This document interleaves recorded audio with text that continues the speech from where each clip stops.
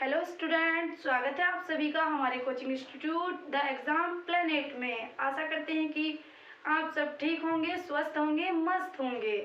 तो जैसे हमने पिछली वीडियो में आपको बताया था कि स्वर और व्यंजन के बारे में, आज हम बात करते हैं वर्णों के उच्चारण स्थान की। ये कहाँ से बोले जाते हैं, कहाँ किस स्थान से ये निकलते हैं, किस स्थान से ये प्रवाहित होते हैं। तो जैसे इनके स्थान होते हैं, शुरू में आता है हमारा कंठ। जो कुछ वर्ण ऐसे होते हैं कंठ से निकलते हैं, तो कंठ आता है। फिर आता है हमारा तालव्य, तालु। फिर दूसरा आता है हमारा मूर्धा, दंत, ओष्ठ, नासिका। और ओष्ठ के अलावा भी, जैसे ओष्ठ से अलग भी, होठों से अलग भी कुछ वर्ण ऐसे होते हैं जो मतलब मिलकर निकलते हैं, जैसे नासिका, कंठ प्लस तालु, कंठ प्लस ओष्ठ, दंत प्लस ओष्ठ। तो ये वर्ण हमारे ऐसे भी निकलते हैं। अब जैसे हम देखेंगे कंठ में, तो कंठ में क्या, हमारे क वर्ग के क, ख, ग, घ, इंग। तो ये हमारे जो 5 हमने स्पर्श व्यंजन में पढ़ा था, स्पर्श व्यंजन यानी कि वर्गीय व्यंजनों में हमने पढ़ा था। तो ये हमारे स्पर्श व्यंजन में हमने ये क, ख, ग पढ़ा था। तो 5 ये हुए। और इसके बाद आता है हमारा अ, आ, है, आहा। आहा अनुस्वार है। तो जो ये अनुस्वार है, ये अनुस्वार भी इसमें आता है कंठ से। ये कहाँ से निकलता है? आहा, कंठ से। अगला आता है हमारा तालु। तो जो हमारा च वर्ग का, च वर्ग के हमारे वर्ण आते हैं, च, छ, ज, झ, इया। ये हमारे तालु से निकलते हैं, ये हमारे तालु से निकलते हैं। इसके बाद हमारा ई, बड़ी, ये और श, ये हमारे कहाँ से? तालु से निकलते हैं। जो च वर्ग के होते हैं हमारे, ये हमारे तालु से निकलते हैं। इसके बाद आता है हमारा मूर्धा। मूर्धा जो होता है हमारा तालु से, जो कंठ होता है हमारा, कंठ होता है हमारा गला। तो जो हमारे गले से निकलते हैं वो क्या हमारा होते हैं? क वर्ग के। और उसके बाद आते हैं हमारे ए, आ, है, अ। और जो तालु से निकलते हैं वो होते हैं च वर्ग के। उसके बाद आता है ई, य, श।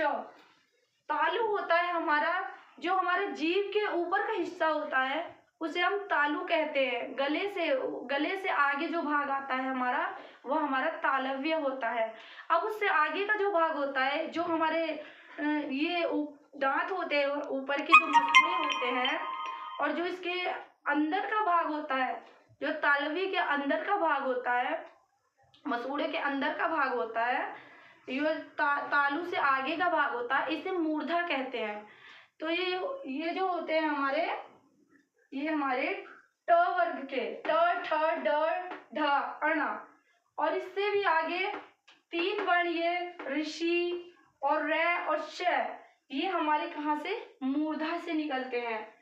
अब आगे आता है हमारा दंत, जो दांतों से बोले जाते हैं। ये आता है हमारे त वर्ग में। त वर्ग के ये जैसे हमने आपको 5 वर्ण पढ़ाए थे पिछली वीडियो में। तो त, थ, द, ध, न, तो ये 5 हमारे हुए। और ल, श, इनकी संख्या होती है 7। ये हमारे कहाँ से?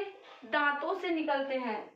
आगे आता है हमारा ओष्ठ, यानी कि हमारे होठ। अब हमारा मूर्धा से अगला हिस्सा होता है होठों का। तो जो हमारे पै वर्ग के होते हैं, जो हमारे पै वर्ग के वर्ण होते हैं, ये प, फ, ब, भ, म और उ, बड़ा उ, ये हमारे होठों से निकलते हैं। अब इनके अलावा भी कुछ और वर्ण ऐसे हैं जो हमारे अन्य जगहों से मिलकर निकलते हैं, जैसे कंठ प्लस तालु से निकलते हैं, कंठ प्लस ओष्ठ से निकलते हैं, दंत प्लस ओष्ठ से निकलते हैं। इससे भी अलग हमारे नाक से भी कुछ वर्ण निकलते हैं हमारे। अब नासिका से, जो हमारे नासिका से निकलते हैं, तो नासिका से जो हमारे वर्ण निकलते हैं वो निकलती है 5 वर्ण। अब हम इन्हें समझेंगे कैसे हमें इन्हें समझना होगा।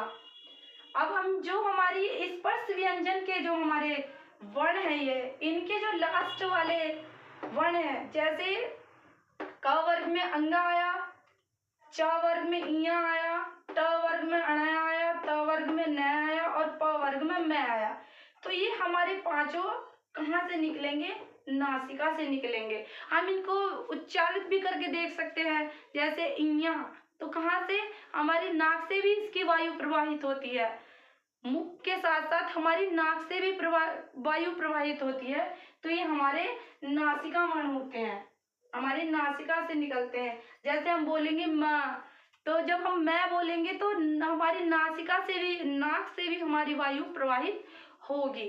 तो ये हमारे नासिका द्वारा निकलते हैं वर्ण। अब इससे आगे आते हैं हमारे कंठ प्लस तालु। कंठ प्लस तालु, तो ये कंठ प्लस तालु से ए आई, कंठ प्लस तालु से जो निकलते हैं हमारे ए और आई, और कंठ प्लस ओष्ठ से निकलते हैं हमारे ओ आउ, और दंत प्लस ओष्ठ से निकलता है हमारा व। दंत प्लस ओष्ठ से जैसे हम बोलेंगे व, तो दांतों का भी इसमें हमने प्रयोग किया और इसमें से होठों को भी हमने प्रयोग किया। तो ये क्या? व यहाँ से निकलेगा दंत प्लस ओष्ठ से।